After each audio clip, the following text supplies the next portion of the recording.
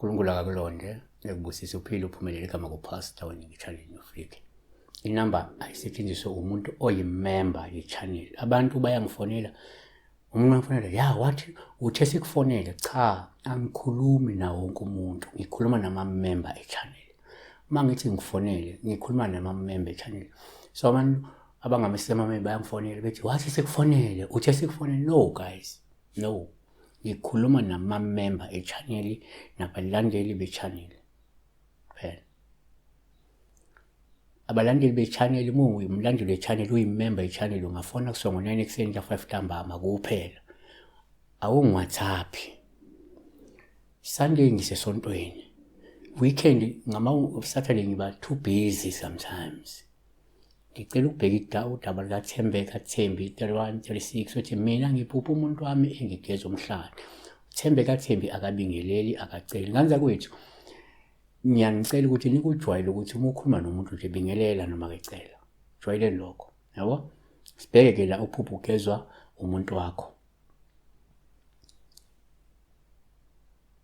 Ngokwesintu kasiqale number 1. Ngokwesintu uma ngenza ukuphupha umuntu wakho, singacela nje ngoPaul Hlume kugeza. Ngoba lusengenza ngasho ukuthi ngenzeka kudingeka lo muntu akugeze ithunzi.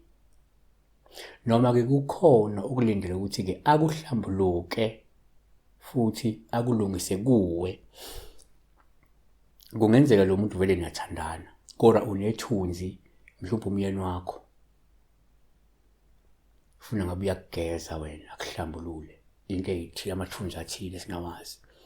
Noma kukhona amaphutha ke awenza esefuneka manje abuye ahlambuluke ngawo kuwe nilungise, yayibona. Noma ke njengamanje mhlawumbe vele uyageza noma umuntu ohlambulukayo kuwe, umuntu ozama ukulungisa isimo sakho nawe naye, yabona. 3, okay, 2. Kwesinye isikhathi uma kwenza ukuphupha umuntu wakho kungabe uPaul Hlume ekugeza olungabe likhomplete, kungenzeka kunethunzi ke.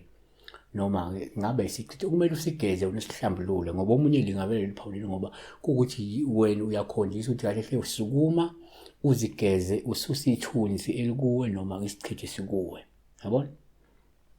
3, kuyenzeka futhi ngesikhathi uphupha umuntu wakuba uPaul Hlume ukugeza usuthi kungenzeka lo muntu uwusizo kuwe. Ungenzeka uyakubonisa futhi uyakulungisisa amaphutha noma iziphambeko zakho, yabona. NgokukaJohane 13:14 uma ke mina inkosi nomfundisi ngigeza izinyawo zenu, nani ke nifanele ukugezana izinyawo. Siyabonga ke besibheka la umuntu wakho uma ekugeza nje. Blessed.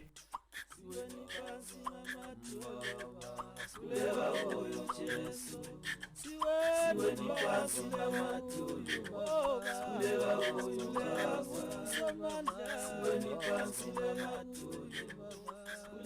kuyo Jesu.